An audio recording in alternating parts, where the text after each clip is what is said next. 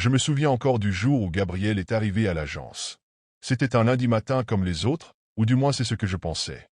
Nous étions tous regroupés dans la salle de réunion pour notre briefing hebdomadaire lorsque la porte s'est ouverte doucement. Un jeune homme, mince, avec des cheveux bruns en bataille et des lunettes épaisses, est entré timidement. « Voici Gabriel, notre nouveau stagiaire », annonça Sophie, la responsable des ressources humaines. Il murmura un faible bonjour, à peine audible, et évitait de croiser nos regards. On aurait dit qu'il voulait disparaître. Dès qu'il s'est assis à une table au fond de la pièce, j'ai ressenti une étrange tension dans l'air. C'était subtil, difficile à expliquer. Comme si la pièce était soudainement devenue plus froide, ou comme si une ombre invisible planait au-dessus de nous. Au cours de la journée, j'ai essayé de l'observer discrètement. Gabriel parlait peu, se contentant de répondre par des hochements de tête ou des monosyllabes. Il semblait toujours concentré sur son écran, mais ce qui m'a marqué, c'est qu'il ne tapait presque jamais au clavier. Il restait immobile, les yeux fixés sur l'écran, comme absorbé par quelque chose que nous ne pouvions pas voir. Le premier incident s'est produit en fin d'après-midi. Alors que nous étions en pleine réunion, l'écran de projection a commencé à clignoter violemment. Tout le monde s'est tourné vers l'assistant technique, qui haussa les épaules, confus. Quelques secondes plus tard, toutes les lumières se sont éteintes brusquement. Le silence qui suivit fut étouffant, seulement brisé par la voix tremblante de Sophie. « Je vais vérifier le compteur électrique. » Lorsque les lumières sont revenues, Gabriel était toujours là, assis calmement, comme si rien ne s'était passé. Pourtant, je ne pouvais m'empêcher de remarquer que son regard semblait plus intense, presque dérangeant. Ce soir-là, en rentrant chez moi, j'ai repensé à cette première journée. Quelque chose dans sa manière d'être me troublait profondément. Ce n'était pas seulement sa timidité ou son isolement, mais une présence indescriptible, presque oppressante, qui semblait l'entourer. Je ne pouvais pas encore le savoir, mais Gabriel allait transformer nos vies en un véritable cauchemar. Cette nuit-là, j'ai eu du mal à trouver le sommeil. Chaque fois que je fermais les yeux, des images floues envahissaient mon esprit, des ombres mouvantes dans un couloir sombre, des visages déformés par la douleur, et ce même sentiment oppressant que j'avais ressenti au bureau. Quand je me suis enfin endormi, le rêve qui s'ensuivit fut terrifiant. Je me trouvais dans l'agence, mais elle n'était pas comme je la connaissais. Les murs étaient noircis, comme s'ils avaient été brûlés, et une épaisse fumée flottait dans l'air. Tout était silencieux, à l'exception de ce bruit de grincement, comme une porte rouillée qui s'ouvrait lentement. En avançant dans le couloir, j'ai vu une silhouette au loin. Elle ne bougeait pas, mais je savais qu'elle m'observait. Quand je me suis réveillé en sursaut, mon cœur battait à tout rompre. Mon appartement était plongé dans l'obscurité, et pendant quelques secondes, j'ai cru entendre le même grincement provenant du coin de la pièce. Je me suis levé précipitamment pour allumer la lumière, mais il n'y avait rien. Seulement le silence. En arrivant à l'agence le lendemain matin, j'ai découvert que je n'étais pas le seul à avoir mal dormi. Clara, une collègue de mon équipe, avait des cernes prononcées et semblait aussi troublée que moi. « Toi aussi tu as fait des rêves bizarres ?» m'a-t-elle demandé à voix basse. J'ai hoché la tête sans entrer dans les détails. Au fil de la journée, d'autres collègues ont partagé leurs expériences, des cauchemars étrangement similaires, tous liés au bureau. Certains voyaient des murs en feu, d'autres entendaient des cris ou des murmures incompréhensibles. Ce qui m'a le plus troublé, c'est que Gabriel semblait étrangement indifférent à cette conversation. Alors que tout le monde échangeait des anecdotes effrayantes, il restait assis à sa place habituelle, les yeux rivés sur son écran, un léger sourire au coin des lèvres. C'est à ce moment-là que Paul, un employé qui travaillait ici depuis plus de 20 ans, a évoqué une histoire que je n'avais jamais entendue auparavant. « Vous savez que ce bâtiment a un passé, n'est-ce pas ?» a-t-il commencé, sa voix grave attirant l'attention de tous.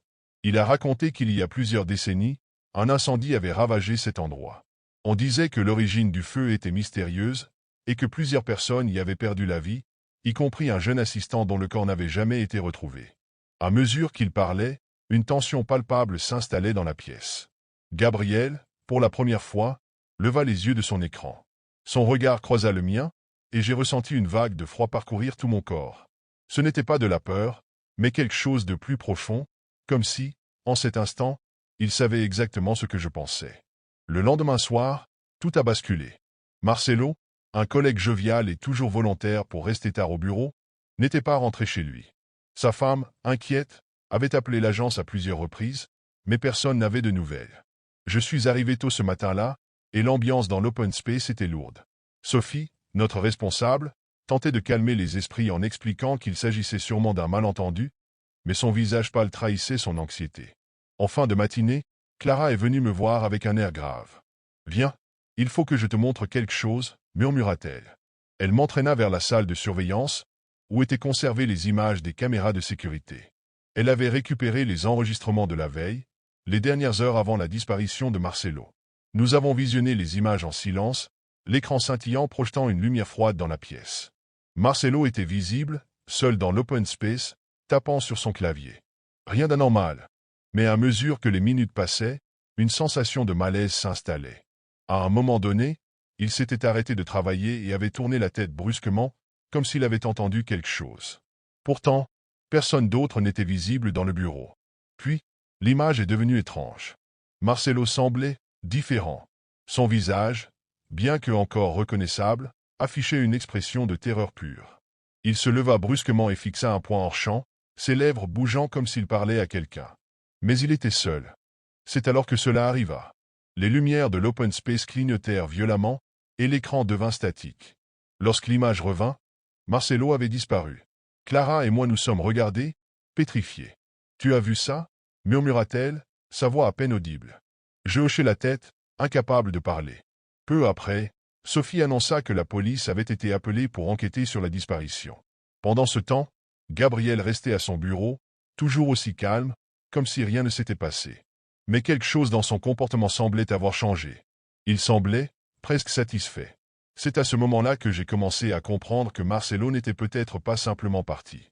Il y avait quelque chose d'autre, quelque chose de sombre, qui rôdait dans ses murs. Et Gabriel, d'une manière ou d'une autre, était lié à tout cela.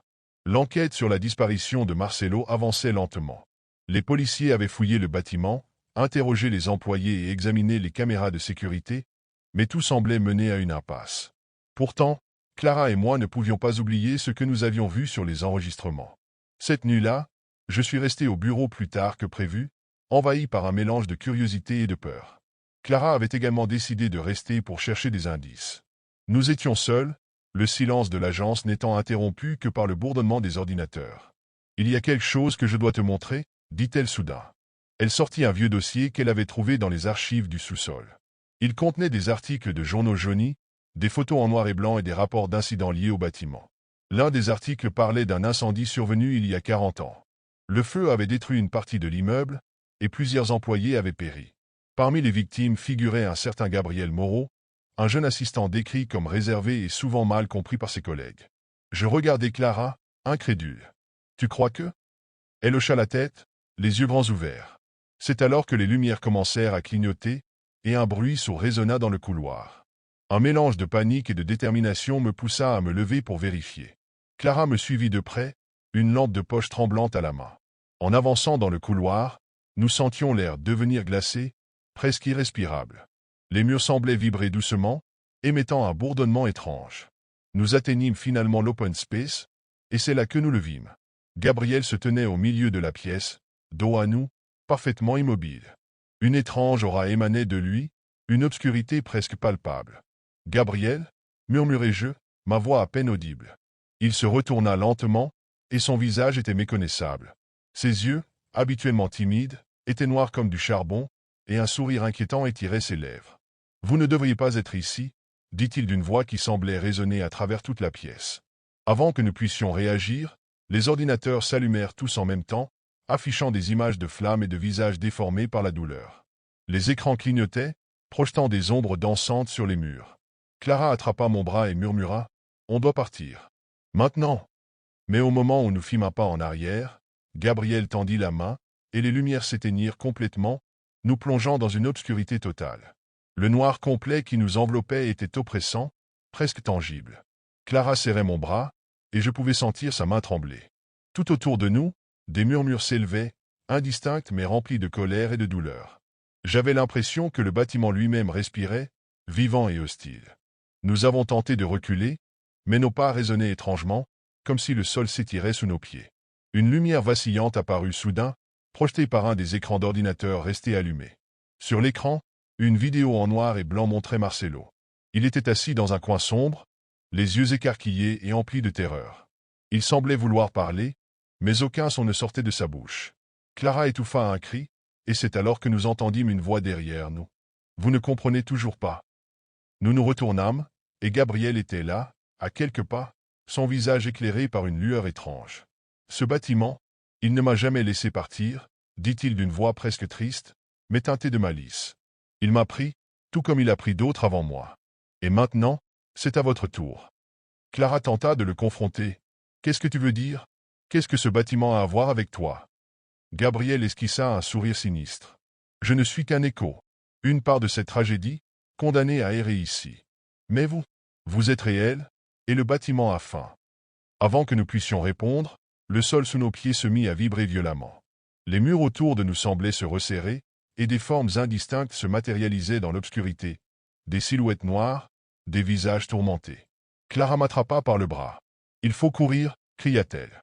Nous avons traversé les couloirs, cherchant désespérément une sortie.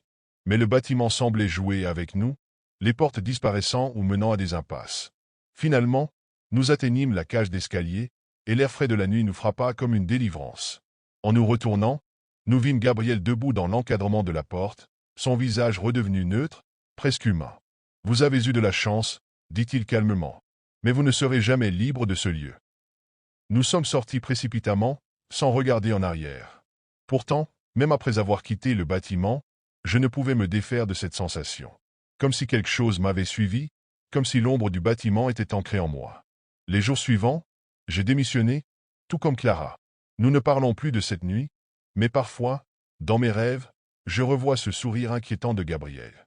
Et lorsque je passe devant le bâtiment, j'ai l'impression que les fenêtres me regardent, comme si elles attendaient que je revienne. Tout a commencé lors de la rénovation des locaux de notre entreprise. Je travaille depuis 5 ans dans cette boîte de technologie, et je pensais connaître chaque recoin du bâtiment. Mais ce jour-là, quelque chose d'inhabituel s'est produit. Les ouvriers, en creusant pour installer de nouveaux câbles, ont découvert une porte en acier cachée derrière un mur du sous-sol. Elle était massive, rouillée par endroits, et recouverte de vieilles inscriptions presque effacées. Personne ne semblait savoir qu'elle existait, pas même notre directeur, qui descendit lui-même inspecter l'étrange trouvaille. La curiosité s'est rapidement propagée parmi nous. Certains disaient que c'était peut-être un ancien bunker ou une salle d'archives oubliée. Moi, je n'étais pas rassuré. Il y avait quelque chose de dérangeant dans cette porte, comme si elle n'aurait jamais dû être ouverte. Pourtant, à peine quelques heures plus tard, des techniciens furent appelés pour forcer le verrou. Quand la porte s'est enfin ouverte dans un grincement sinistre, une odeur stagnante et métallique nous a enveloppés. À l'intérieur, nous avons découvert une pièce austère, sans fenêtre, éclairée faiblement par la lumière vacillante de nos lampes de poche. Les murs étaient couverts de vieilles taches, et au centre de la salle se trouvait une table métallique rouillée entourée d'appareils médicaux obsolètes. Mais ce qui a attiré mon attention, ce furent les dossiers empilés sur un bureau poussiéreux. En les feuilletant, nous avons réalisé qu'ils contenaient des informations sur d'anciens employés. Des tests y étaient décrits, des choses que je ne comprenais pas, mais qui évoquaient une sorte d'expérimentation psychologique. Je me souviens avoir frissonné en lisant les mots sujets échoués sur plusieurs pages. Une étrange tension régnait parmi nous. Certains voulaient tout remettre en place et oublier ce qu'on avait vu, mais d'autres, comme moi, pensaient qu'il fallait en savoir plus. Ce que nous ignorions à ce moment-là, c'est que cette découverte allait changer nos vies à jamais. Les choses ont commencé à déraper dès le lendemain de notre découverte. Tout d'abord, c'était subtil, presque anodin. Les lumières dans les bureaux se mettaient à vaciller sans raison, comme si un court-circuit affectait le bâtiment. Puis, le système de sécurité, d'habitude impeccable, a commencé à dysfonctionner. Les alarmes se déclenchaient en pleine nuit, et les caméras captaient des mouvements dans des zones qui devraient être désertes. Un de mes collègues, Julien, avait emporté un des vieux dossiers chez lui, malgré les avertissements de notre chef. Il trouvait tout ça fascinant et voulait examiner les documents plus en détail. Mais le lendemain matin, il n'est pas venu au travail. Quand on a enfin réussi à le joindre, sa voix était tremblante. Il nous a dit qu'il avait fait une chute dans ses escaliers pendant la nuit. Rien d'extraordinaire, penserez-vous, mais Julien insistait sur le fait qu'il avait senti quelque chose. Comme si on l'avait poussé, alors qu'il était seul chez lui. Les incidents se sont multipliés. Une autre collègue, Claire, m'a confié à demi-mot qu'elle entendait des murmures lorsqu'elle travaillait tard, des voix à peine audibles qui semblaient venir de nulle part. Au début, je pensais qu'elle exagérait, que tout cela n'était qu'une paranoïa collective. Mais une nuit, alors que je restais tard pour boucler un dossier, j'ai entendu quelque chose moi aussi. Un souffle, à peine perceptible, qui semblait chuchoter mon nom. Je me suis retourné, le cœur battant à tout rompre, mais il n'y avait personne. Juste le silence oppressant de l'open space vide. Ce qui m'a troublé, c'est que, malgré l'absence de vent ou de courant d'air, je sentais comme une présence derrière moi, froide et lourde, comme si quelque chose m'observait. À partir de ce moment-là, il est devenu clair que nous avions libéré quelque chose en ouvrant cette salle. Et ce quelque chose ne semblait pas vouloir nous laisser en paix. L'atmosphère dans l'entreprise est devenue de plus en plus étrange, et l'angoisse a commencé à se répandre parmi nous comme une épidémie. Ce n'était plus seulement des bruits bizarres ou des défaillances techniques, mais des événements tangibles, inexplicables, qui se multipliaient à un rythme alarmant. Le premier à disparaître fut Thomas, un membre de l'équipe de développement. Un matin, il n'est tout simplement pas venu au travail. Quand nous avons réussi à le joindre, il a répondu d'une voix éteinte, presque comme s'il était sous l'emprise d'une transe. Il nous a dit qu'il n'avait plus pu dormir depuis plusieurs nuits, qu'il avait vu des choses dans ses rêves, mais il n'a pas voulu en dire plus. Le lendemain, il a complètement disparu. Ses affaires étaient encore dans son bureau, son ordinateur allumé, mais aucune trace de lui. Nous avons vite compris qu'il n'était pas le seul à être touché. Plusieurs de mes collègues ont commencé à voir des ombres furtives se faufiler dans les couloirs vides, des silhouettes qui semblaient se déplacer juste hors de leur champ de vision. Claire, qui avait déjà entendu des murmures, a cessé de venir au travail. Elle disait qu'elle était constamment suivie, que quelque chose se tapissait dans les recoins sombres de l'entreprise, attendant le moment idéal pour surgir.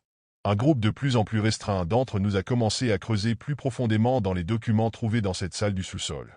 Nous avons découvert des détails encore plus terrifiants. Les expériences menées sur les employés n'étaient pas seulement psychologiques, elles impliquaient aussi des manipulations physiques, des privations sensorielles extrêmes et des tests sur la peur. Les dossiers parlaient d'un projet d'entité, mais les informations étaient cryptées, comme si quelqu'un avait délibérément effacé des parties du rapport.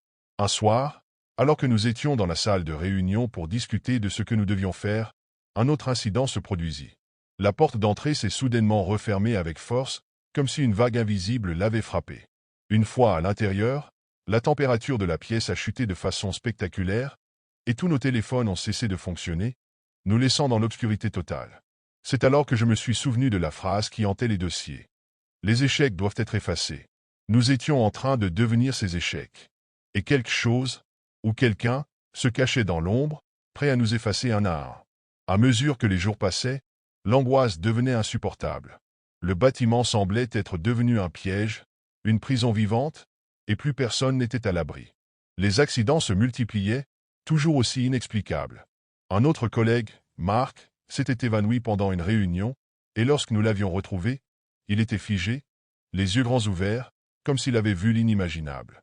Il n'a jamais pu expliquer ce qu'il avait vu, mais il ne parlait plus que de l'ombre qui le suivait partout. Claire, avant de disparaître complètement, nous avait envoyé un message étrange, un dernier avertissement. Ce n'est pas juste la salle, c'est ce qu'ils ont laissé derrière. Ce message nous hantait. Que pouvait-elle vouloir dire? Nous avons réalisé que nous n'avions pas seulement réveillé une présence en ouvrant cette porte, mais que nous avions aussi libéré quelque chose de bien plus ancien, un mal enfoui depuis des années dans les profondeurs du bâtiment. Nous avons décidé de descendre à nouveau dans le sous-sol. Mais ce n'était pas une simple expédition pour récupérer des documents ou chercher des réponses, c'était devenu une nécessité. Il fallait détruire ce qui était resté là-bas, quel que soit le prix à payer. Nous ne pouvions plus simplement fuir.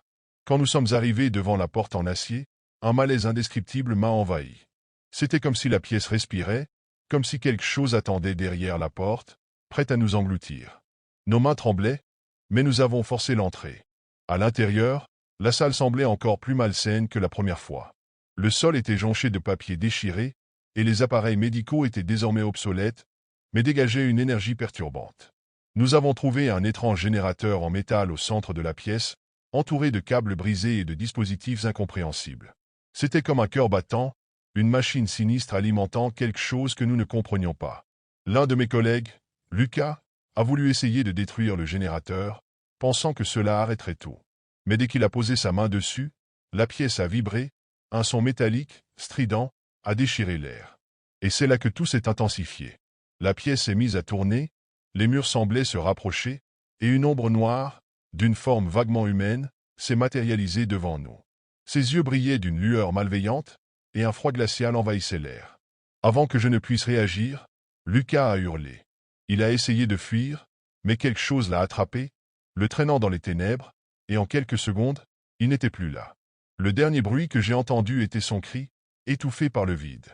La porte de la salle s'est refermée brusquement, et j'étais seul, pris au piège avec cette chose. Je savais maintenant que ce n'était pas seulement une entité. C'était un résidu, une chose forgée par la douleur et la terreur des victimes des expériences. Et maintenant, elle nous traquait, prête à effacer nos existences une à une. Il était trop tard pour fuir. Je n'avais plus aucune illusion. La présence qui hantait ce sous-sol, cette chose maléfique, n'était plus simplement une légende ou une curiosité scientifique. C'était une réalité terrifiante, et elle nous traquait sans relâche. Les quelques collègues restants étaient dans un état de panique totale. Personne ne voulait descendre à nouveau dans le sous-sol, mais chacun de nous sentait que c'était inévitable. Quelque chose, ou plutôt quelqu'un, attendait toujours là, prêt à faire de nous la prochaine victime.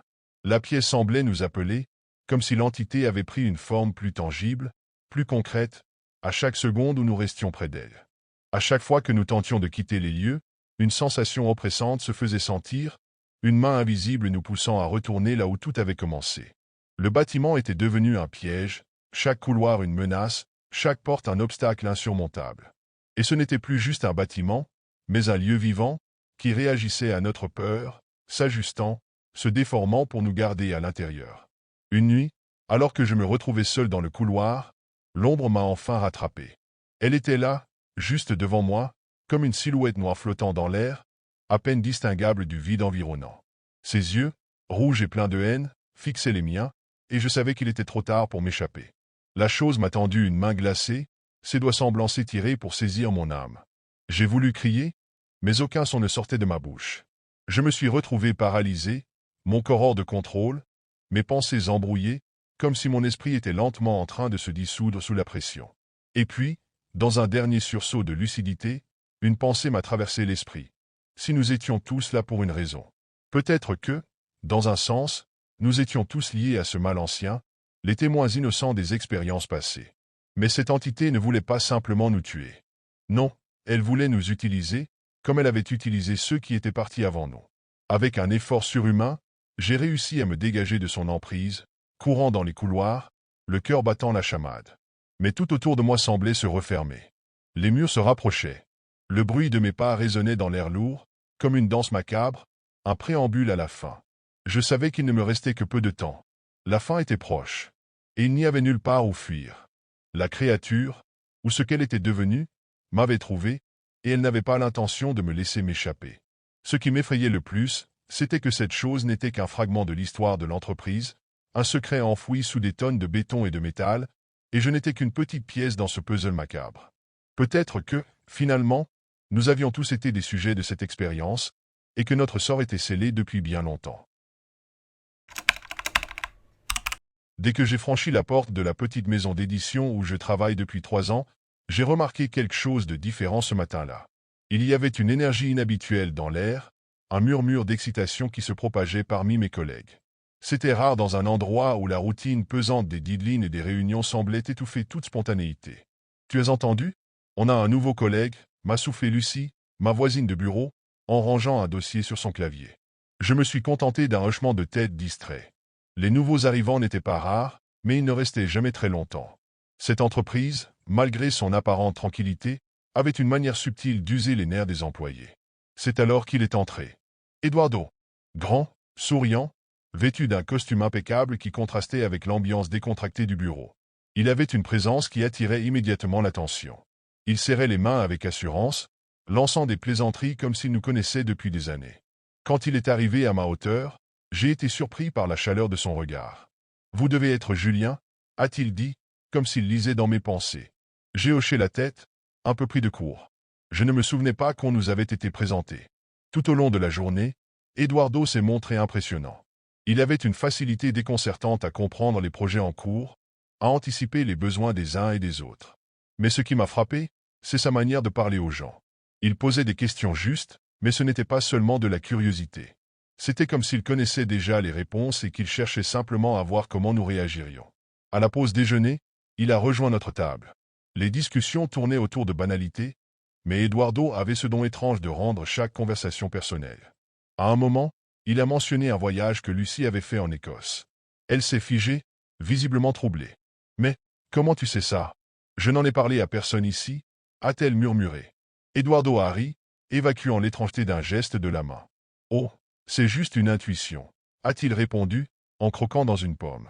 Pourtant, à cet instant précis, une ombre imperceptible a semblé passer sur notre petit groupe. Une ombre que, je ne le savais pas encore, nous ne pourrions plus ignorer. Les jours qui ont suivi l'arrivée d'Eduardo ont renforcé une impression étrange, un sentiment que je n'arrivais pas à nommer. Tout le monde semblait l'apprécier, son efficacité, son humour, sa manière de rendre chaque tâche plus légère. Pourtant, il y avait cette sensation persistante, comme une pression invisible. Un matin, alors que nous étions autour de la machine à café, il a fait un commentaire qui m'a glacé. Lucie, toujours un peu stressée par les délais, avait mentionné qu'elle n'arrivait pas à dormir ces derniers temps. Eduardo, en riant doucement, a répondu « Oui, je sais, tes rêves sur cette vieille maison doivent être perturbants. » Lucie a pâli. Elle l'a regardé, les yeux écarquillés. « Comment tu sais ça ?» a-t-elle demandé, sa voix presque tremblante. Eduardo a simplement haussé les épaules. Par intuition, comme je l'ai dit. Parfois, les gens laissent transparaître plus qu'ils ne le pensent. Mais ce n'était pas juste une intuition. Cette maison dont il parlait, Lucie m'en avait confié les détails des semaines plus tôt, lors d'un déjeuner. C'était un souvenir d'enfance douloureux, un endroit qu'elle n'avait jamais mentionné à personne ici. Les incidents se sont multipliés. Eduardo semblait toujours avoir les mots justes, des anecdotes précises sur des détails que personne n'avait partagés. Un après-midi, il a parlé à Marc, notre collègue discret, d'une vieille montre qu'il avait perdue étant enfant. Marc était resté sans voix, clignant des yeux comme s'il avait vu un fantôme. Chaque fois qu'on le confrontait, Eduardo riait, minimisant la situation. « Vous êtes trop sérieux », disait-il avec ce sourire charmant mais désarmant. Pourtant, à chaque commentaire, l'atmosphère devenait plus lourde, comme si un voile sombre recouvrait peu à peu notre petit bureau. Un soir, alors que je rangeais mes affaires pour partir, j'ai trouvé une note glissée sous mon clavier. C'était un gribouillis maladroit, il sait. Aucun nom, aucun indice. Mais je savais de qui il s'agissait. Eduardo. Le comportement d'Eduardo devenait de plus en plus troublant. À chaque jour qui passait, ses remarques semblaient aller plus loin, touchant des zones que nous gardions tous profondément enfouies. Personne ne disait rien ouvertement, mais l'inquiétude se lisait sur les visages. Certains avaient commencé à l'éviter, préférant s'enterrer dans leur travail plutôt que de croiser son regard perçant. Un soir, après le départ de presque toute l'équipe, Lucie, Marc et moi avons décidé qu'il était temps de comprendre qui il était vraiment. Nous avons fouillé les archives de l'entreprise, espérant trouver des informations sur son embauche ou son passé. Rien. Pas de dossier d'entretien, pas de contrat signé, même pas une copie de son CV. C'était comme s'il était apparu de nulle part. C'est alors que Lucie est tombée sur un vieux carton au fond de la réserve. À l'intérieur, des papiers jaunis par le temps, des manuscrits abandonnés et, au milieu, un journal à la couverture de cuir usé. Intriguée, elle l'a ouvert, et nous avons lu les premières pages. Le journal appartenait à un ancien employé, un homme nommé Antoine, qui avait travaillé ici dans les années 1980. Ses écrits étaient étranges, décousus, mais un mot revenait sans cesse, collectionneur. Une page en particulier nous a glacé le sang. Antoine décrivait une présence dans les murs, une entité qui se nourrissait des souvenirs et des secrets des employés. Il parlait d'une voix qui savait tout, qui écoutait, qui s'insinuait dans les vies jusqu'à les vider de leur essence. À la fin du journal, Antoine avait noté « Le collectionneur ne s'arrête jamais. Il prend ce qui fait de vous une personne et vous laisse vide. » Nous avons échangé un regard paniqué. Eduardo correspondait parfaitement à cette description. Chaque secret qu'il révélait, chaque détail intime qu'il semblait arracher à nos vies, ressemblait à une pièce de puzzle qu'il volait pour compléter une image que nous ne pouvions pas voir. C'est à ce moment-là que nous avons entendu un bruit derrière nous. En nous retournant, Eduardo se tenait là, dans l'ombre, un sourire figé sur son visage. « Vous êtes curieux » a-t-il murmuré, sa voix résonnant étrangement dans la pièce. Mais il y a des histoires qu'il vaut mieux ne jamais chercher à comprendre. La tension était palpable. Après cette nuit étrange, il était impossible pour nous de continuer à faire semblant. Eduardo savait que nous avions fouillé dans les archives, et son comportement changea subtilement. Son sourire semblait plus forcé, ses regards plus longs, comme s'il évaluait chacune de nos pensées. Lucie, Marc et moi décidâmes qu'il fallait le confronter. Un vendredi soir, alors que tout le monde avait quitté le bureau, nous restâmes, prétendant finir un projet urgent. Eduardo, fidèle à son habitude, était encore là, assis à son bureau parfaitement rangé. « Eduardo, dis-je en avançant vers lui, essayant de cacher la peur qui nouait ma gorge, on sait que tu n'es pas celui que tu prétends être. » Il releva la tête lentement, un sourire indéchiffrable étirant ses lèvres. « Oh, Vraiment. Et qui suis-je, alors? Sa voix était calme, presque amusée, mais elle portait un poids qui semblait alourdir l'air autour de nous. Marc prit son courage à deux mains et lui tendit le journal d'Antoine. Tu es ce que ce journal décrit. Une chose qui prend ce qui ne lui appartient pas. Pour la première fois, l'expression d'Eduardo changea. Son sourire disparut, remplacé par une froideur glaciale. Il se leva, et il semblait soudain plus grand, sa silhouette se fondant étrangement avec l'ombre de la pièce. Vous ne comprenez rien, dit-il, sa voix résonnant comme un écho. Ce que je le prends parce que vous le donnez sans même le savoir. Vos secrets, vos peurs, vos désirs les plus profonds. Ils sont une offrande que vous faites par votre simple existence. Lucie recula, visiblement terrifiée, tandis qu'Eduardo continuait. Vous pensez que vos histoires vous appartiennent, mais elles ne sont que des fragments d'un tout plus grand. Et ce tout, je le préserve. Je sentais mon cœur battre à tout rompre. Tu es en train de nous voler, de nous vider, rétorquai-je, ma voix tremblante. Il s'approcha lentement de moi, et je crus voir ses yeux briller d'une lumière qui n'était pas humaine. Non, Julien, murmura-t-il, son souffle glacé sur mon visage. Je vous rends éternel. À cet instant, les lumières vacillèrent, et une ombre immense sembla engloutir la pièce. Un cri étranglé sortit de la bouche de Lucie, mais je n'osais pas détourner les yeux de lui. C'était comme si son visage se déformait, révélant quelque chose d'ancien, de monstrueux, que l'on ne devrait jamais voir. Puis, tout redevint normal. Eduardo était de nouveau assis, calme, souriant comme si rien ne s'était passé. « Je crois que notre discussion est terminée, » dit-il simplement. Et nous, paralysés par la peur, n'eûmes d'autre choix que de partir, sachant que quelque chose d'incompréhensible avait pris racine parmi nous. Après cette nuit, rien ne fut plus jamais pareil. Lucie et Marc cessèrent presque de parler, leurs regards hantés trahissant une peur qu'ils ne voulaient plus exprimer. Eduardo, de son côté, agissait comme si de rien n'était. Pire encore, il semblait plus à l'aise, plus confiant, comme s'il avait gagné une sorte de contrôle sur nous. C'est Marc qui partit le premier.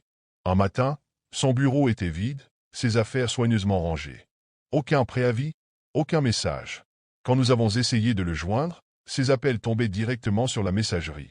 Eduardo, bien sûr, fit un commentaire ambigu. Certains ne supportent pas la pression, dit-il avec un sourire énigmatique. Quelques semaines plus tard, ce fut Lucie. Mais son départ fut différent.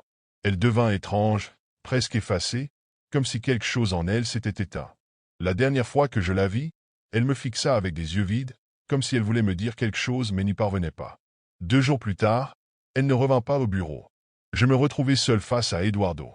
Je ne dormais presque plus, craignant qu'il ne s'immisce dans mes pensées, qu'il ne prenne ce qui me restait. Mais il n'avait plus besoin de subtilité. Un soir, alors que je travaillais tard, il s'assit en face de moi, sans prévenir. « Tu es tenace, Julien ?» dit-il calmement, ses doigts tapotant la surface du bureau. « Mais tu sais que tu ne peux pas fuir. » Je me levai, pris par une montée de panique, mais il leva une main, et je fus cloué sur place, incapable de bouger. Ses yeux, cette fois, ne brillaient plus d'une lumière humaine, mais d'un vide infini, comme une nuit sans étoiles. « Ce n'est pas la peur qui te détruit, » murmura-t-il. « C'est ton refus de l'accepter. » Soudain, tout sembla s'effondrer autour de moi. Les murs du bureau disparurent, remplacés par une obscurité oppressante. J'entendais des voix, des murmures, des rires lointains. Des fragments de souvenirs flottaient devant mes yeux, mes secrets les plus enfouis, mes peurs les plus profondes.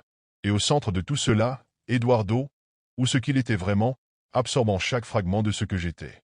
Quand je repris conscience, j'étais toujours assis à mon bureau, mais Eduardo avait disparu. La pièce semblait froide, silencieuse, comme si elle avait été vidée de toute vie. Je ne sais pas combien de temps s'est écoulé depuis. Chaque jour est une lutte pour me souvenir de qui je suis, mais les souvenirs s'effacent, glissant entre mes doigts comme du sable. Personne ne se souvient d'Eduardo. Quand je parle de lui, on me regarde comme si j'étais fou. Mais je sais qu'il est encore là, quelque part. Et je sais qu'il attend. Nous étions 5, enfermés dans cet immense bâtiment vide, à travailler bien après minuit. Le genre de nuit où le silence est si oppressant qu'il en devient assourdissant. Tout ça à cause d'un projet important que nous avions laissé traîner trop longtemps. Notre manager, un homme dur et impatient, avait insisté pour que nous restions jusqu'à ce que tout soit terminé. Je me souviens avoir jeté un coup d'œil à l'horloge murale. Les aiguilles semblaient traîner, comme si le temps lui-même refusait d'avancer. Le bruit mécanique du chauffage central était la seule chose qui brisait le calme, mais il semblait résonner étrangement, comme un souffle lointain. Les bureaux déserts autour de nous prenaient une allure sinistre sous la lumière blanche et vacillante des néons. Les ombres des meubles semblaient s'étirer, se tordre, presque vivantes. À chaque cliquetis de clavier, je me demandais si j'étais la seule à sentir cette tension étrange. Puis il y a eu ce bruit. Un choc sourd, quelque part au bout du couloir. Nous nous sommes tous figés. Marie, qui travaillait à côté de moi, a haussé les épaules en murmurant que c'était sûrement le vent. Le vent? À l'intérieur d'un bâtiment sans fenêtres ouvertes? Personne n'a voulu aller vérifier. Alors nous avons continué, essayant de nous concentrer sur nos écrans, mais l'atmosphère était différente maintenant. Lourde, oppressante. C'est à ce moment-là que j'ai remarqué que les lumières du fond du couloir vacillaient plus que les autres. On aurait dit qu'elles pulsaient, comme un battement de cœur. Un frisson glacé m'a parcouru. Ce n'était sûrement que la fatigue. Du moins, c'est ce que je me disais pour ne pas céder à la panique qui montait doucement en moi. Tout a commencé par des bruits étranges. D'abord, un simple grincement, comme si une porte mal huilée s'était ouverte quelque part. Ensuite, des pas légers, presque imperceptibles, résonnant au bout du couloir. J'ai cru les avoir imaginés, mais Paul, assis à quelques mètres, a levé les yeux de son écran et m'a lancé un regard interrogateur. Il avait entendu aussi. C'était subtil au début. Des détails faciles à ignorer, un souffle d'air froid, un craquement dans le plafond. Pourtant, chaque son semblait venir de plus près, comme si le bâtiment lui-même s'éveillait autour de nous. Marie a fini par remarquer aussi. Elle s'est levée pour aller vérifier une salle de réunion à l'autre bout du couloir. Quelques minutes plus tard, elle est revenue, pâle. Elle a murmuré qu'elle avait trouvé la porte de la salle verrouillée, bien qu'elle soit restée ouverte toute la journée. Elle a juré avoir entendu quelqu'un bouger à l'intérieur, mais il n'y avait aucune lumière, aucune réponse. Peut-être un agent d'entretien, a suggéré Thomas, mais sa voix tremblait légèrement. Nous avons essayé de continuer à travailler, mais c'était impossible. Les bruits devenaient de plus en plus étranges. À un moment, j'ai entendu un rire doux, aigu, comme celui d'un enfant, mais il s'est évanoui aussi vite qu'il était apparu. Quand j'en ai parlé, personne d'autre ne l'avait entendu. Pourtant, j'aurais juré que c'était réel. C'est quand les lumières ont commencé à s'éteindre une par une que nous avons tous compris que quelque chose n'allait pas. Pas une panne généralisée, non. Les lumières s'éteignaient en suivant une trajectoire précise, partant du bout du couloir et avançant vers nous. Marie a tenté de vérifier le tableau électrique, mais la porte de la salle technique était bloquée, comme si quelqu'un ou quelque chose la tenait fermée. Et puis, il y a eu ce bruit. Un raclement, long et lent, venant de la cage d'escalier. Comme si quelque chose de lourd glissait sur les marches. Nous nous sommes regardés, pétrifiés, incapables de parler, le cœur battant à tout rompre. L'atmosphère était devenue irrespirable. C'était clair, nous n'étions pas seuls dans ce bâtiment. Et quoi que ce soit, ça se rapprochait. C'est à ce moment que tout a basculé. Les bruits sont devenus plus insistants, plus proches. Les pas n'étaient plus légers, mais lourds, déterminés, résonnant comme s'ils parcouraient le couloir. Nous nous sommes instinctivement rassemblés, formant un petit cercle au centre de l'open space, mais cela n'a fait qu'amplifier notre angoisse. Thomas, toujours rationnel, a décidé de s'approcher d'une des portes pour vérifier. Nous avons tenté de le retenir, mais il a insisté. On ne peut pas rester planté là comme des idiots. Il a à peine posé la main sur la poignée que la porte s'est claquée avec une force inimaginable. Il a reculé brusquement, trébuchant, et c'est alors que nous avons entendu un bruit sourd derrière nous. Nous nous sommes retournés, mais rien. Juste l'ombre mouvante des bureaux, projetée par les néons vacillants. Quelqu'un nous fait une blague, a murmuré Paul, sa voix tremblante. Mais au fond de moi, je savais que ce n'était pas une blague. Et puis, cela a commencé. Les portes autour de nous ont commencé à se fermer une à une, comme si elles étaient actionnées par une main invisible. Nous avons couru vers la sortie principale, mais la porte était verrouillée. Le bruit des pas, ou plutôt des coups, s'intensifiait derrière nous. Marie a crié qu'elle voyait quelque chose bouger dans l'ombre. Une silhouette floue, trop grande pour être humaine, mais impossible à discerner clairement. C'est à ce moment-là que les lumières ont complètement cessé de fonctionner. L'obscurité était totale, oppressante, comme si elle nous enveloppait. Chacun de nous s'est instinctivement dirigé dans une direction différente, paniqué, cherchant une issue. Je pouvais entendre leurs cris à travers les murs, mais ils s'éloignaient rapidement. Un à un, ils semblaient disparaître. Mon cœur battait si fort que je croyais qu'il allait exploser. J'ai couru vers une salle de réunion que je savais ouverte. Une fois à l'intérieur, j'ai verrouillé la porte derrière moi. Mais alors que je reprenais mon souffle, j'ai entendu quelque chose de terrifiant. Un murmure. Tout près. « Pourquoi te caches-tu » Je suis resté là, figé, Dans cette salle vide, les mains tremblantes, le souffle court. Le murmure m'avait glacé le sang. Il était si proche que j'avais l'impression qu'il venait de l'intérieur de ma tête. Je n'osais même pas bouger. Puis, tout à coup, la porte s'est mise à vibrer sous un coup violent, comme si quelqu'un voulait l'enfoncer. La pièce était devenue un piège, et je savais que quelque chose de terrible se passait au-delà de ces murs. Le téléphone de mon bureau vibra brusquement. Je l'ai attrapé, pensant à une dernière tentative pour appeler à l'aide, mais l'écran était figé sur une image que je n'avais jamais vue. C'était une vieille photographie en noir et blanc. Il y avait des gens, mais leur visage était flou, déformé. En bas, le texte. Le prix de la peur est payé par ceux qui restent. Je me suis précipité à l'extérieur de la pièce, cherchant désespérément un moyen de m'échapper. C'est là que j'ai trouvé des documents éparpillés sur le sol. Des rapports datant de plusieurs années, apparemment laissés à l'abandon. J'ai attrapé une feuille et l'ai lue précipitamment. C'était une enquête. Un ancien propriétaire du bâtiment avait été accusé de rituels occultes. Le dernier rapport parlait d'une entité, un être ancien qui se nourrissait des peurs humaines, un prédateur invisible qui était désormais lié au bâtiment.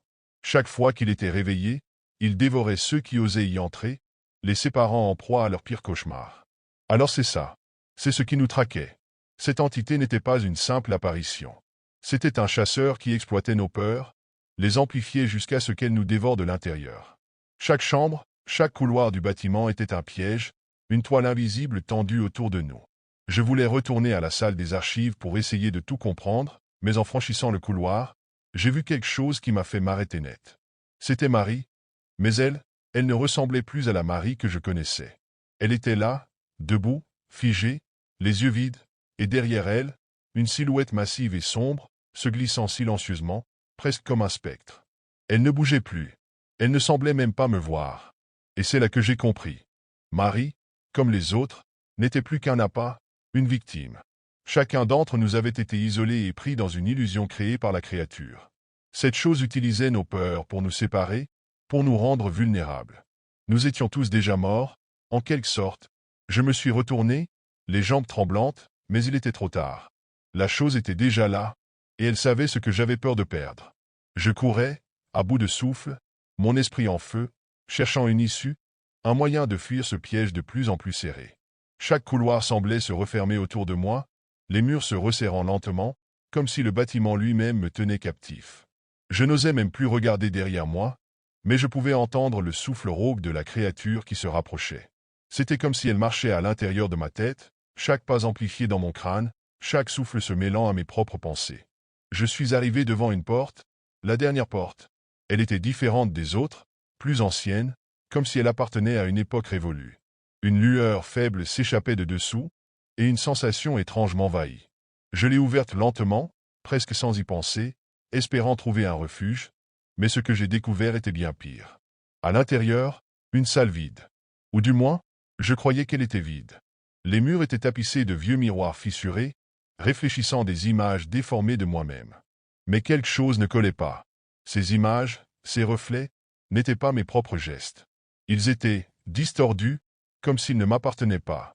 Et au centre de la pièce, une forme, une silhouette noire, silencieuse, se tenant là, figée. Je l'ai reconnue immédiatement. C'était moi, mais je n'étais pas moi. C'était une version déformée, plus sombre, plus froide. Elle m'observait, un sourire sinistre se dessinant lentement sur ses lèvres. C'était la peur incarnée, l'entité qui m'avait traqué pendant toute cette nuit. J'ai voulu crier, mais aucun son ne sortait de ma bouche. Mon reflet, ou cette créature, m'a tendu la main, et avant que je ne puisse bouger, une force invisible m'a tiré en avant. J'ai senti une douleur intense, comme si mon esprit et mon corps se déchiraient sous la pression. C'est alors que j'ai compris. J'avais toujours été la proie, la victime. La peur, cette créature, elle était moi, tout comme j'étais elle. Nous étions liés, et à chaque instant de ma terreur, elle se nourrissait, elle grandissait. Quand tout est devenu noir, j'ai ressenti la tranquillité d'une fin inévitable. Mais ce n'était pas la fin. C'était un commencement. La créature m'avait pris, mais elle savait qu'elle ne me posséderait jamais entièrement. Parce qu'elle ne se nourrissait pas de notre chair. Non, elle se nourrissait de quelque chose de bien plus précieux, de nos peurs. Et tant que quelqu'un aurait peur, elle vivrait. Quand j'ai reçu l'offre de travailler pour la prestigieuse entreprise d'architecture Pointe et Horizon, j'étais aux anges.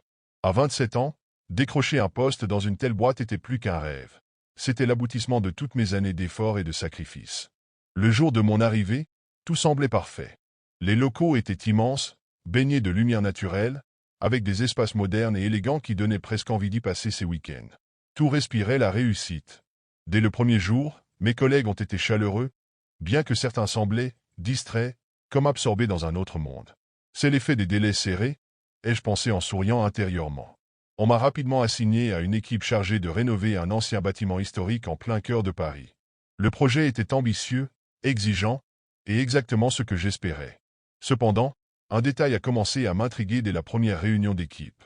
2 membres, Pierre et Clémence, étaient absents physiquement mais connectés par visioconférence. Ce n'était pas inhabituel en soi, mais ce qui m'a frappé, c'est qu'ils ne semblaient jamais participer activement. Ils répondaient uniquement quand on leur posait des questions précises, leur voix était monocorde, presque mécanique. Et surtout, personne dans la salle ne faisait le moindre commentaire à leur sujet, comme si leur absence était une banalité. Quelques jours plus tard, j'ai essayé de les contacter directement pour clarifier certains détails sur le projet. Mais mes emails sont restés sans réponse.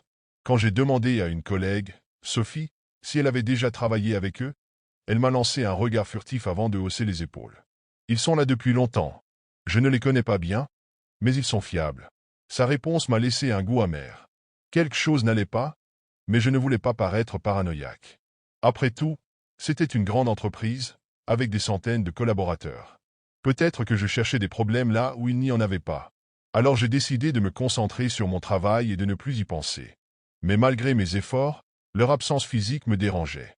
Un matin, alors que je feuilletais le trombinoscope interne de l'entreprise, je suis tombé sur leurs photos. Pierre avait un air sérieux, presque austère, tandis que Clémence arborait un sourire discret. Leurs visages semblaient figés, comme s'ils appartenaient à une autre époque. Un frisson glacé m'a parcouru l'échine, mais j'ai balayé cette impression d'un revers de main. Ce n'était qu'une photo, après tout. Rien de plus. Les semaines passaient, et pourtant, une étrange sensation persistait en moi. Chaque fois que je pensais à Pierre et Clémence, une sorte d'inconfort me gagnait. Ces 2 noms revenaient régulièrement dans nos réunions ou nos emails, mais ils semblaient toujours absents. Même lors des visioconférences, il y avait quelque chose de dérangeant dans leur comportement. Ils répondaient aux questions avec une précision clinique, mais jamais plus. Pas une blague, pas une anecdote, pas même un soupçon d'émotion. Un soir, en consultant les anciens plans du projet sur le serveur interne, je suis tombé sur un dossier oublié dans un coin de l'arborescence numérique. Il portait un titre énigmatique, Équipe, Archives 2018. Ma curiosité l'a emporté. En l'ouvrant, j'ai découvert des comptes rendus de réunions, des rapports techniques, mais aussi une liste de noms. Parmi eux, Pierre et Clémence. Leur association avec ce projet remontait donc à bien avant mon arrivée. Ce qui a immédiatement attiré mon attention, cependant, c'était une note manuscrite scannée et attachée à l'un des documents. On y parlait d'un incident majeur, survenu en 2018 sur le chantier d'un immeuble de bureaux à La Défense. Aucun détail précis, mais les mots utilisés, effondrement partiel, pertes humaines, enquête suspendue, étaient suffisamment évocateurs pour me donner la chair de poule. J'ai essayé d'en parler à Sophie le lendemain, mais elle a évité le sujet avec un sourire gêné. Ce n'est pas vraiment de notre ressort, tu sais. Concentre-toi sur le projet actuel. Cette réponse m'a irrité. Pourquoi était-il si difficile d'obtenir des informations claires? Après tout, c'était une entreprise transparente, réputée. Pourtant, quelque chose dans cette omerta implicite me donnait l'impression que tout le monde ici savait quelque chose que moi, nouvelle venue, j'ignorais. Le moment le plus troublant est survenu quelques jours plus tard, lors d'une autre réunion en visioconférence. Alors que Pierre prenait la parole pour répondre à une question technique, son écran a soudainement grésillé. L'image s'est figée un instant, et ce que j'ai vu m'a glacé. Derrière lui, dans le reflet de ce qui ressemblait à une fenêtre, il y avait une ombre indistincte, comme une silhouette humaine. Puis tout est redevenu normal. Personne d'autre dans la salle n'a réagi, comme si rien ne s'était passé. J'ai hésité à en parler, craignant qu'on me prenne pour une paranoïaque. Mais à partir de ce moment-là, mon instinct me criait que quelque chose de profondément anormal se cachait derrière cette façade lisse et professionnelle. La nuit suivante, incapable de trouver le sommeil, j'ai fouillé Internet pour en savoir plus sur cet accident de 2018. C'est alors que j'ai découvert un article oublié sur un site d'actualité locale. Il parlait d'un effondrement tragique ayant coûté la vie à 4 employés sur le chantier d'un immeuble en construction. 2 des noms mentionnés m'ont fait l'effet d'un coup de poing. Pierre Lefebvre et Clémence Durand. Je suis resté figé devant mon écran, ma respiration haletante. Ces personnes étaient mortes. Alors, avec qui travaillais-je vraiment? Après cette découverte glaçante, je me suis senti piégé dans une spirale de doute et de peur. Chaque fois que je croisais un collègue, je me demandais s'ils savaient. S'ils savaient tous, comment pouvait-on faire comme si de rien n'était, alors que deux des membres de notre équipe étaient morts? Je devais obtenir des réponses. Le lendemain, j'ai prétexté un problème technique pour me rendre au bureau des ressources humaines.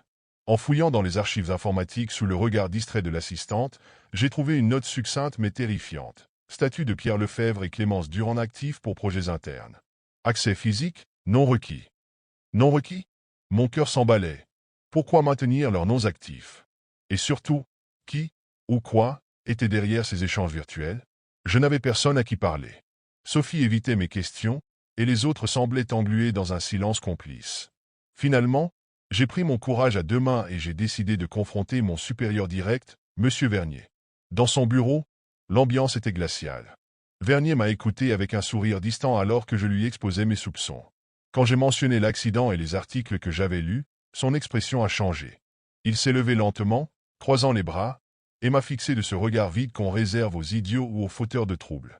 Lara, commence-t-il d'un ton posé, il y a des choses que tu ne peux pas comprendre en étant ici depuis si peu de temps. Ces personnes ont fait partie intégrante de notre succès. Leur contribution dépasse, leur présence physique, disons. Mon sang s'est glacé. Vous voulez dire qu'ils ne sont plus vivants, n'est-ce pas? Il n'a pas répondu directement. À la place, il m'a lancé une phrase énigmatique qui résonne encore dans ma tête. Certaines erreurs doivent être corrigées par tous les moyens nécessaires pour que l'ensemble continue à fonctionner. Avant que je ne puisse insister, il a clos la conversation d'un geste ferme. Concentrez-vous sur votre travail, Lara. Vous avez un bel avenir ici. Ne gâchez pas cette chance. En sortant de son bureau, je sentais une colère sourde monter en moi, mêlée à une terreur viscérale. Ce n'était pas seulement une entreprise. C'était une machine, une entité monstrueuse prête à tout pour dissimuler ses failles. Et moi, j'avais mis les pieds dans son engrenage. Cette nuit-là, je n'ai pas pu dormir. J'avais l'impression qu'on m'observait, que chaque ombre dans mon appartement était vivante.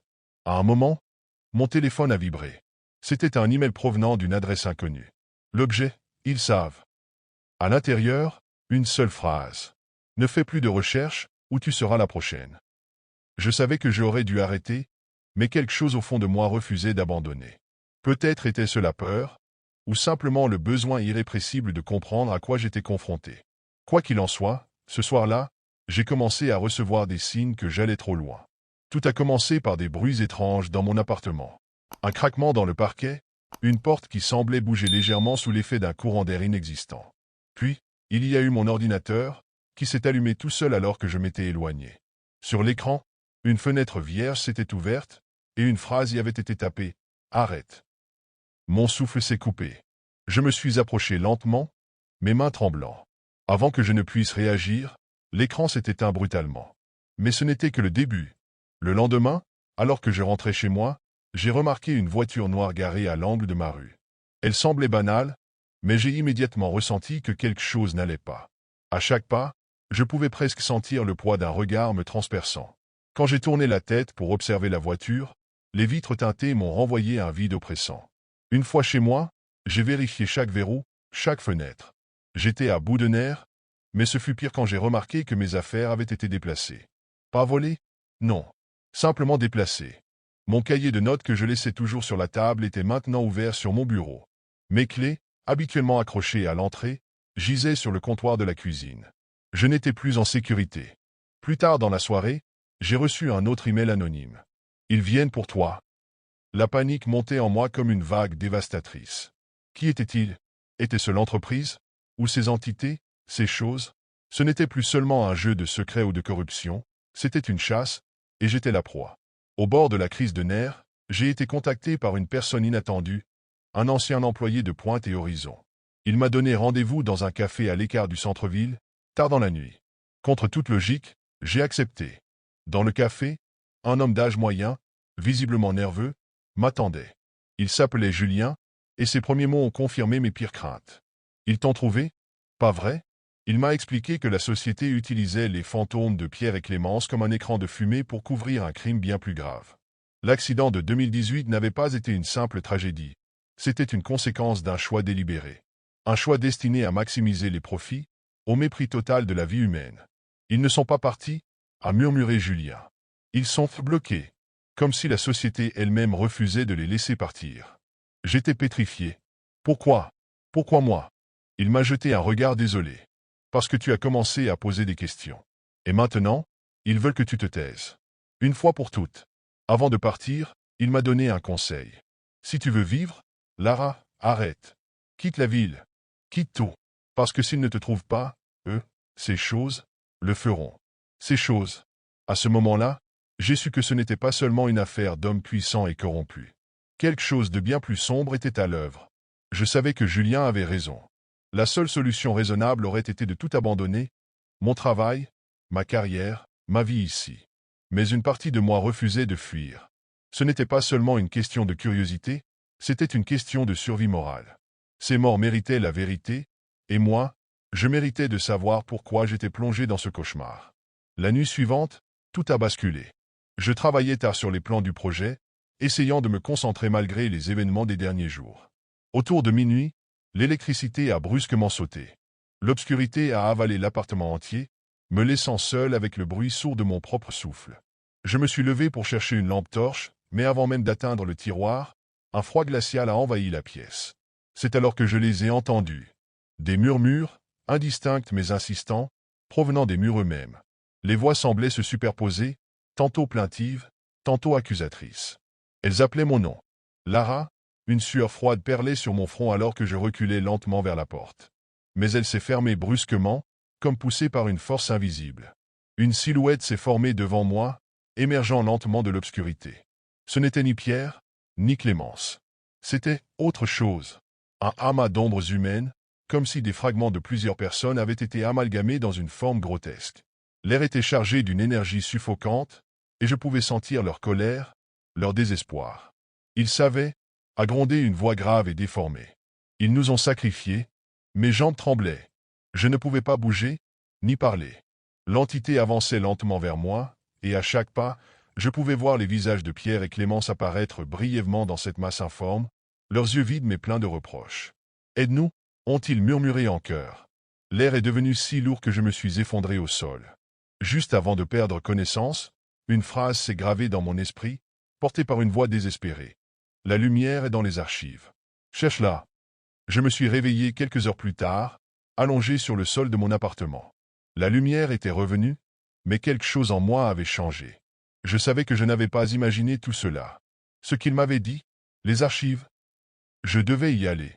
Le lendemain, je me suis introduite dans les bureaux de Pointe et Horizon avant l'aube, évitant les caméras et les agents de sécurité. Dans les sous-sols, j'ai trouvé une pièce verrouillée. En forçant la serrure, je suis tombé sur un véritable cimetière de documents confidentiels, des rapports d'accidents, des contrats frauduleux, des correspondances internes révélant que l'effondrement de 2018 avait été causé par l'utilisation de matériaux défectueux, approuvés pour réduire les coûts. Pire encore, ces décisions avaient été prises en connaissance de cause. J'ai pris autant de preuves que possible avant de sortir discrètement, mais je savais que j'étais en danger. Cette entreprise n'était pas seulement coupable de crimes humains. Elle avait créé une fracture dans quelque chose de bien plus profond, attirant des forces qu'elle ne pouvait contrôler. Quelques jours plus tard, après avoir envoyé toutes les preuves à un journaliste indépendant, j'ai quitté la ville. Je n'ai jamais su si les informations avaient été rendues publiques, mais ce qui est certain, c'est que Pointe et Horizon ne m'a jamais retrouvé. Cependant, les murmures continuent. Parfois, tard dans la nuit, je sens encore ce froid glacial, et j'entends leur voix dans l'ombre. Je les ai aidés, mais quelque chose me dit qu'ils ne partiront jamais vraiment. Parce que, d'une manière ou d'une autre, je fais désormais partie de leur histoire. Je me souviens encore de cette soirée étrange comme si c'était hier.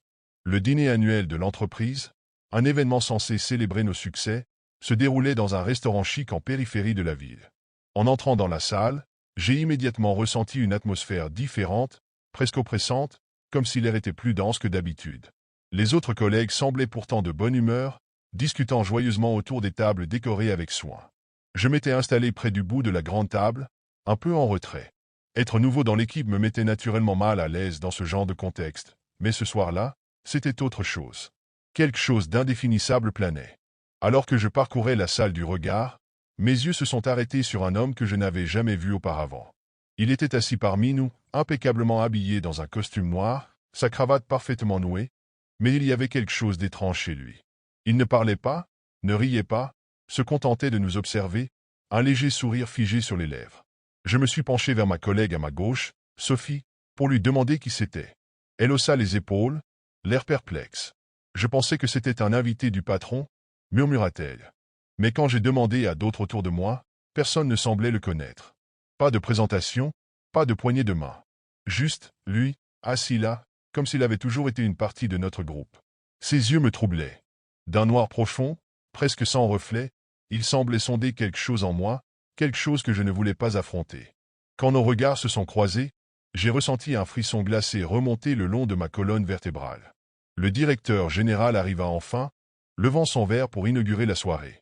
Les discussions reprirent autour de la table, mais je ne pouvais m'empêcher de jeter des coups d'œil furtifs à cet inconnu. Chaque fois que je regardais, il semblait déjà me regarder, ce sourire toujours figé, insaisissable. Je me disais que j'exagérais sûrement, que mon imagination prenait le dessus. Mais une part de moi savait que sa présence n'était pas normale.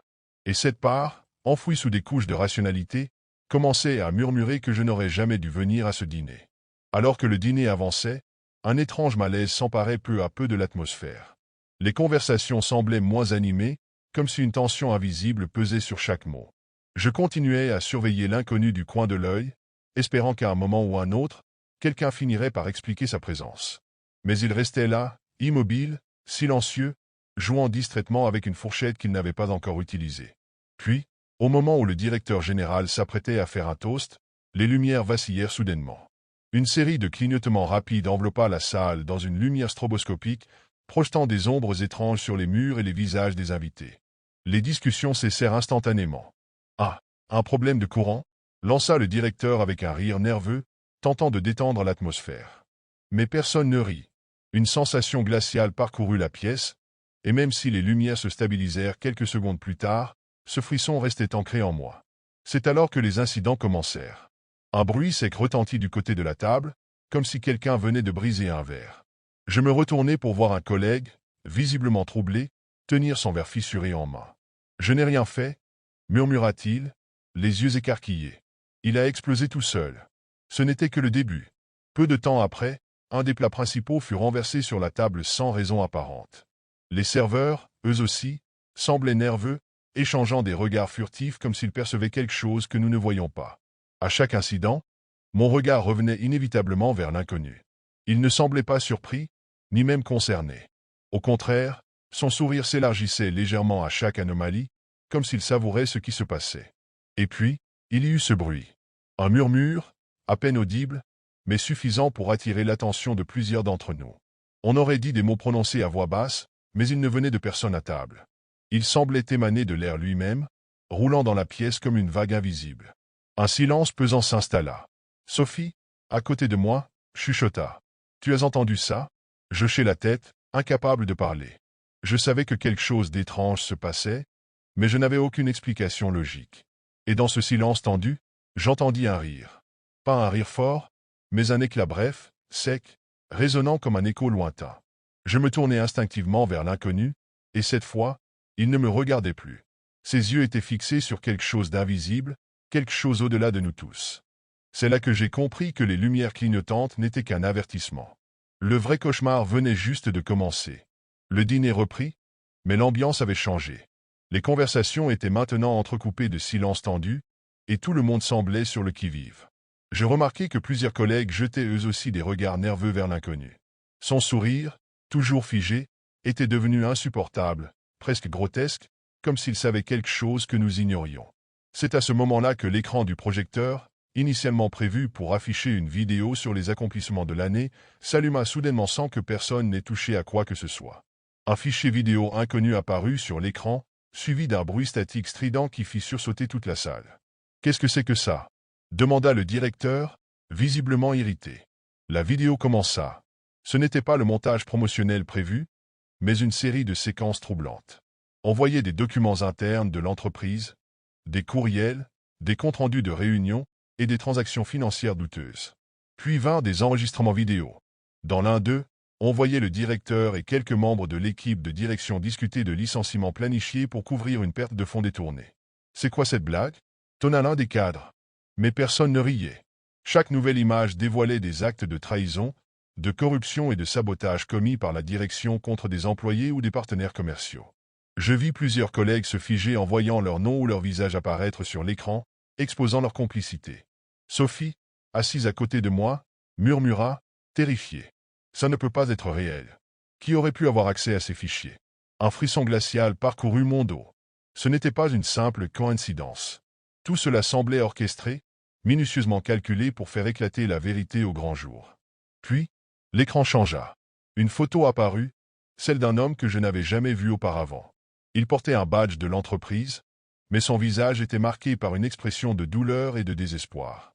En bas de l'image, un nom, Julien Morel. Julien, murmura une femme à l'autre bout de la table. Elle semblait bouleversée, les larmes aux yeux. Qui est-ce? Demandai-je à Sophie. Elle me répondit à voix basse, tremblante. Il travaillait ici il y a des années. On disait qu'il avait été licencié pour faute grave, mais certains disaient que c'était une fausse accusation. Il s'est suicidé peu après. Mon cœur se serra. L'air devint encore plus oppressant, presque irrespirable. Je tournai lentement la tête vers l'inconnu. Pour la première fois, il bougea. Il leva son verre, comme pour porter un toast, et son sourire s'élargit jusqu'à devenir presque inhumain. C'est alors que je compris, il ne s'agissait pas d'un simple dîner. C'était un tribunal, et nous étions tous jugés. La tension dans la salle devint insupportable.